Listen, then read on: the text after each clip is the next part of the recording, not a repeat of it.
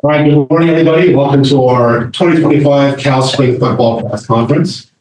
We're joined here by Travis Family Head Football Coach Justin Wilcox. As always, put your name in the chat to ask a question, and we'll take your questions in the order that they are listed in the chat.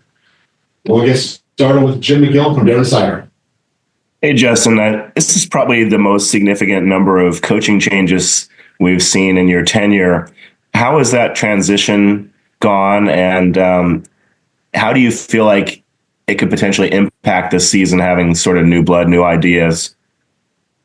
Yeah, it's the transition's been really, really smooth. We had obviously a number of new faces on offense, and with the rules like they are, you actually get some time with your players in the winter, up to 2 hours. So we got a significant amount of time working with the players, but the staff itself on offense has been it's been great. A ton of energy, some really great football minds in there. Brian obviously has a long history in coordinating offense, and having him here, and then the other guys in the room, Kyle Cephalo and Coach Anai Rollo, Mike Safel, Julian Griffin, who just joined us, been really, really impressive. So it's been a lot of fun being in there with those guys. Again, a lot of great football and a lot of great teaching going on, and our players, both sides of the ball, but especially offense, you see the energy. Coming up into the building. I think the guys on offense, those players have been up more on their own, just voluntary office hours and spending time on their own watching tape, and it's been a lot of fun to watch. If you were to summarize Coach Harson's offensive philosophy or style, how would you characterize it? Yeah, is this where you want the name, like the what you call the offense? And I know that's catchy, but I would say there's going to be a lot of variety. You're going to see multiple personnel groupings.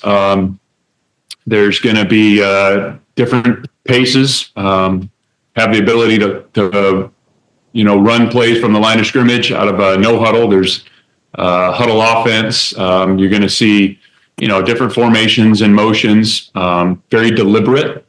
But I don't know.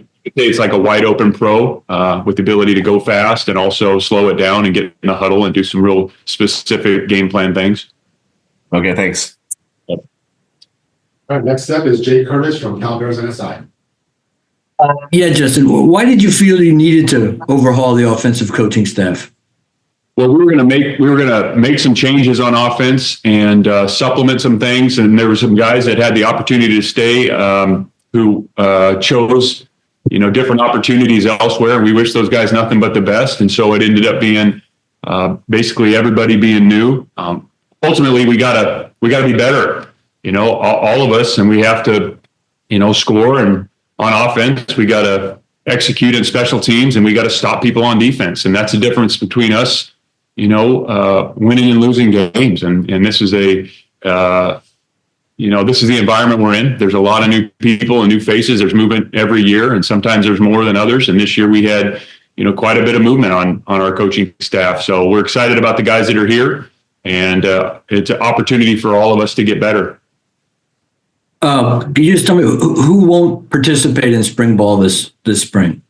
Yeah, I'll have a full list for you on Wednesday. It's going to be a pretty small group of guys, fortunately. So we've got a big roster for spring football, and most everybody's going to be available to compete. There's a handful of guys that'll be out, but we'll give that to you on Wednesday. All right, next up is Joaquin Ruiz from the Daily Cal.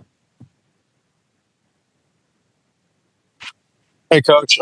Just curious, you mentioned some of the new faces, a lot of transformation with that coaching staff. Can you talk about Peter's move to the NFL and also what that means for the defense? Yeah, Peter got an opportunity that it hurts for us. I'm really happy for him. He's an excellent football coach. I don't know that he got the credit he deserved. Really, really good coach. And obviously people up there noticed, and he had a chance to go coach in the NFL with the Saints, and something that he felt was he was eager to do and right for him at this time. So we wish him nothing but the best. Part of our role here is to help people move up and improve their, careers. And so really happy for him. We have really good coaches on our defensive staff. We got a really good rhythm right now. There's going to be guys in that room who will take on increased responsibility, and we'll also be looking to supplement that room with an open coaching position. And talking to a number of people right now, we don't feel a rush because we have people in every room, every position's accounted for, and like I said, we have some very, very good coaches on defense who are going to be able to take on more responsibility, and they're ready for that as well. And Coach, I have one more for you. Thank you. Just curious, you went out and landed 2 top-tier quarterbacks in response to Fernando's transfer. Can you talk about some of the expectations with Jaron and Devin? Yeah. Well, the expectation is they come in and, get familiar with the offense first and foremost, which they've done a really good job of.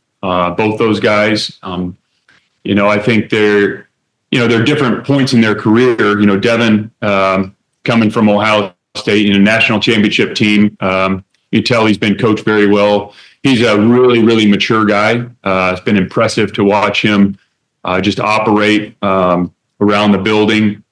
And so I'm excited for him to get on the field. And then Jaron is a really, really fun young man to be around. He's got a great personality, has been fantastic since he's been here. He's learning a lot, and he's a very, very talented thrower.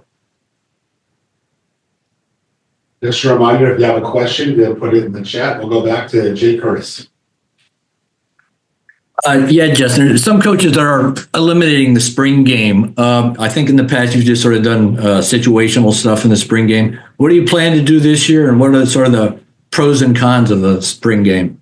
Yeah, I think the pros are you make it a competitive atmosphere, especially for players that haven't had as many game reps. And I think we'll continue to do that and put them in some situational football and create an atmosphere that might be, really good evaluation tool. And we're going to continue with that. It'll be on the 12th of April on that Saturday. And so we'll get people out here, get them a chance to watch some of the new faces. And I think, again, it's a really good evaluation tool for some of those players who haven't had quite as many game reps. Now, will we run everything? No. When it's on TV or it's recorded or you make it open, we don't technically do everything in the playbook, so to speak, but it'll be a really good opportunity for those guys to go out and compete and another evaluation. Are you worried about having it televised and tampering issues? I've heard that out there, I don't know. You can find issues with all of it, you can find issues with having it. You can find issues with not having it. I don't know that that's going to stop anybody from, making a decision on our roster or somebody else's roster. We want to help our team get better. We're trying to coach the guys and prepare for the fall the best we can. So that's really the litmus test for all the decisions we make. Is this going to help us play better in the fall? Let's go back to Jim McGill. Could you guys offensive line has been. Hey, hold up, Jim. Could you guys put their faces up? I'm just staring at this blank TV screen, and it's hard for me to. I know we're all into Zoom now, but make it a little bit more so I can see who I'm talking to. There we go. There's Jake. I got him. Okay, thank you. Go ahead, Jim. So offensive line has been somewhat problematic for a number of years, and including last season. And you bring in Coach and a young guy who had a ton of success at New Mexico, and he's brought in a ton of portal guys who are big bodies, and then a few prep guys too. What are you looking for out of the line, and what are your thoughts on some of these portal transfer guys that are coming in? What kind of impact they might be able to make early on in the process? Well, we're looking for improvement at every position, and we need to get better at O-line. And from all those guys, we just want to see competition. And I think the competition in that room will make everybody better. There've been some guys that have kind of been banged up and in and out, and that's part of the game. But we brought in a number of guys to make that room more and more competitive so we can play at a higher level.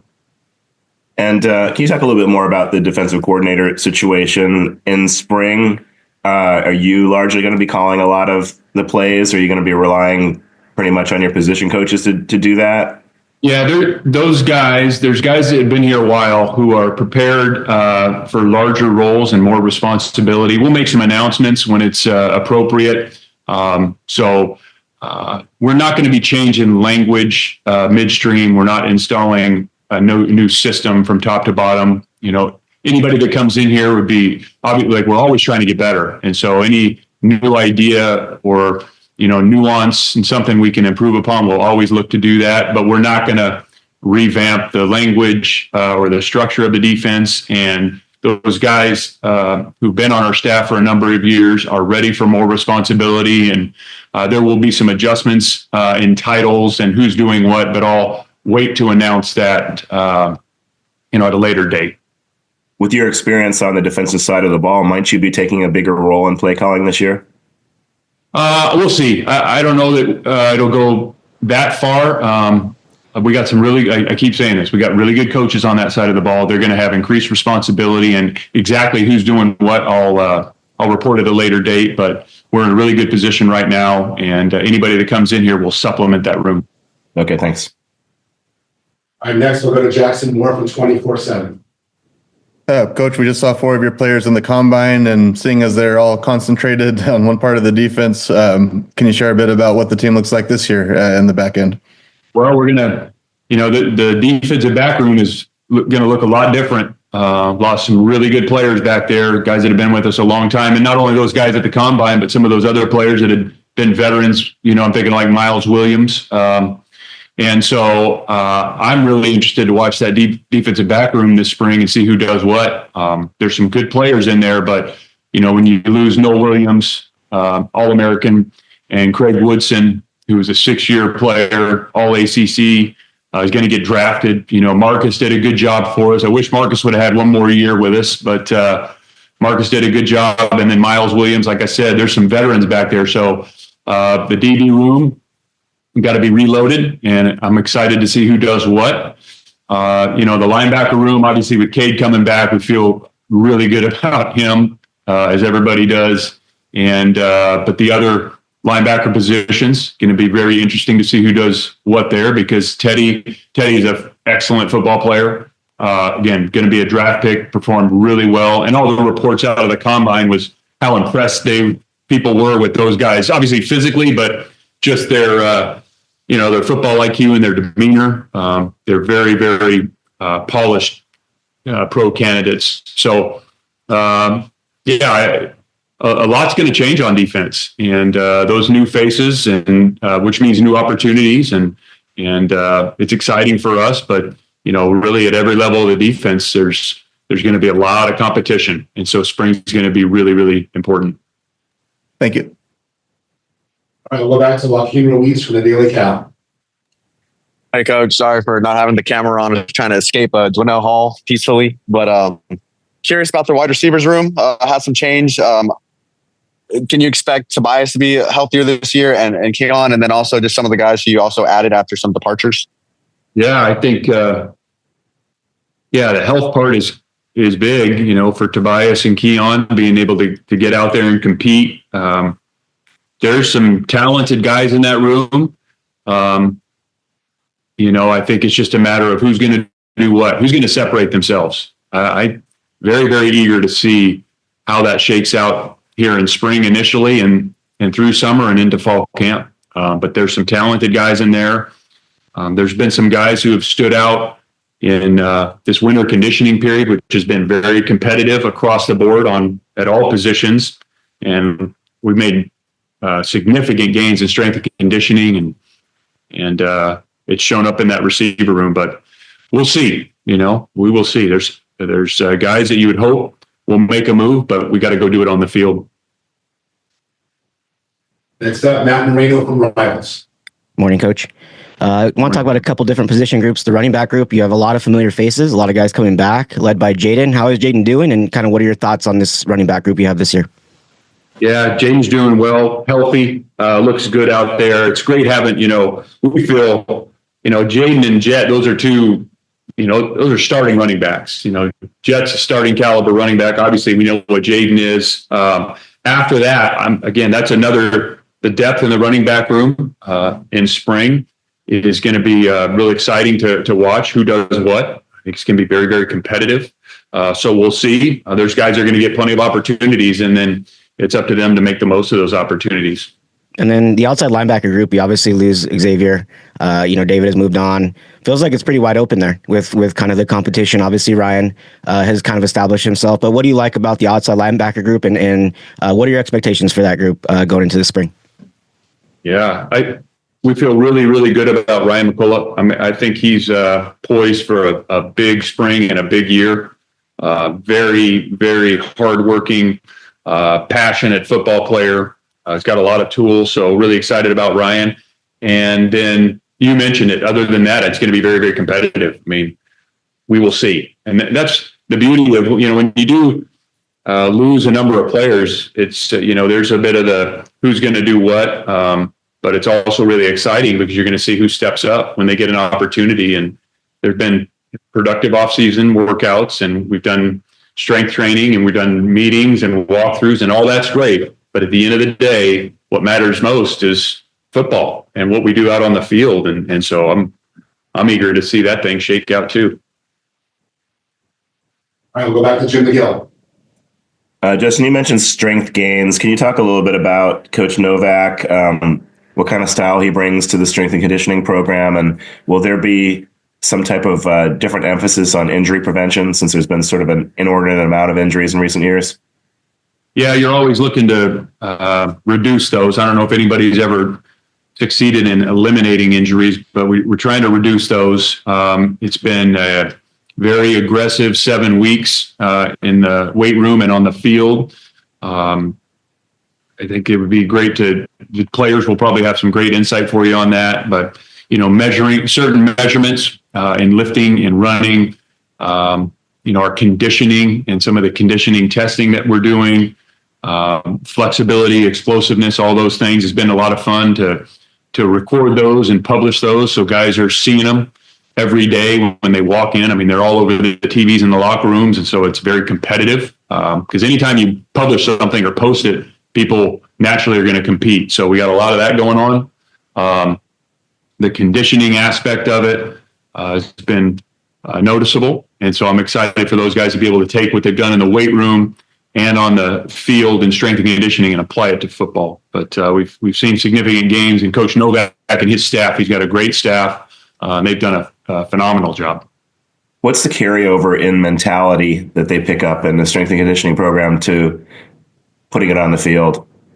Well, I think it's he talks about finding strain. There's going to be taking strain in the weight room, finding work, adding value. All those things apply to football. And they hear that each and every day in the weight room, how they push each other, how they push themselves first and how they push each other, the communication that goes on from player to player in the weight room or on the field during conditioning, what happens when it gets hard, the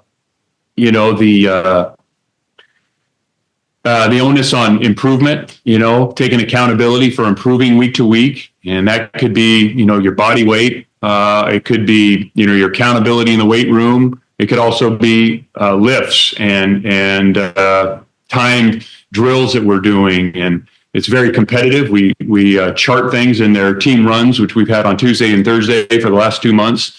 And so I think all of that applies to football. And so it does it's great not only to prepare your body, but to prepare your mind, the teamwork aspect of it, the communication, how you talk to your teammates, what you expect and demand of yourself and your teammates, all of that carries over to football.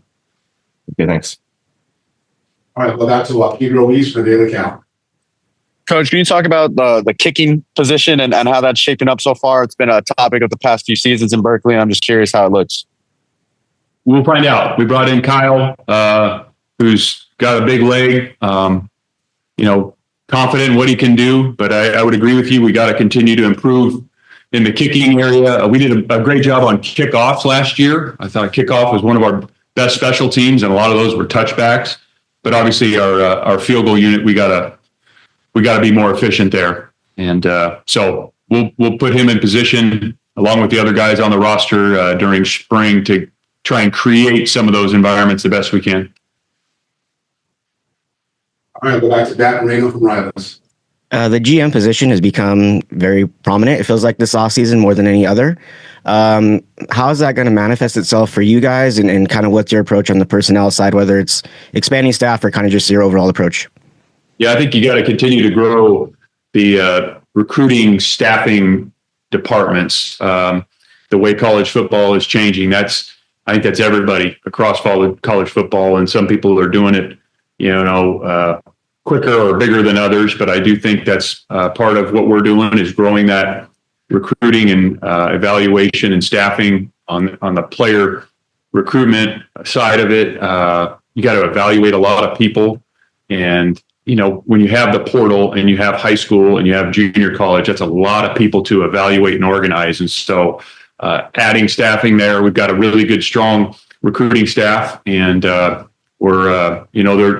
hopeful to be an announcement here in the short term regarding the GM position, which would be really, really exciting for all of us, especially here in football. And what will those duties be, and kind of how will that change your day-to-day operations? Well, I don't want to get ahead of myself. That's not for me to announce, but we're excited about the prospect, and when that happens, how big that could be for football and continuing to grow football, because it has changed. I mean, it's changed significantly with the number of players that you're, talking to each and every year about joining your roster and managing your roster. Those things have changed significantly in the last 3 or 4 years.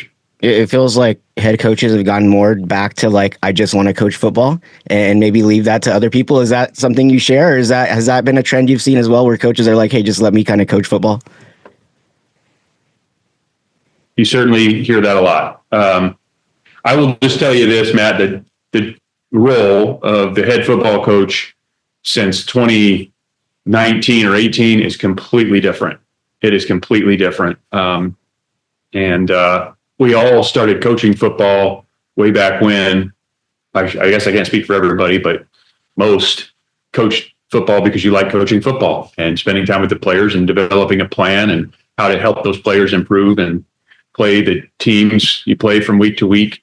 And in the last few years, that has changed a lot for a lot of folks in this role. And so I would imagine most of them would say that, but you got to do whatever the job requires. And that's my job, is to do whatever's best for Cal football. And if that means, acting in different roles, then that's what I'm going to do. And if we can help make our staff and program better, I'm all for it. And I'm excited about the prospect of a few people joining our staff to help us in those ways.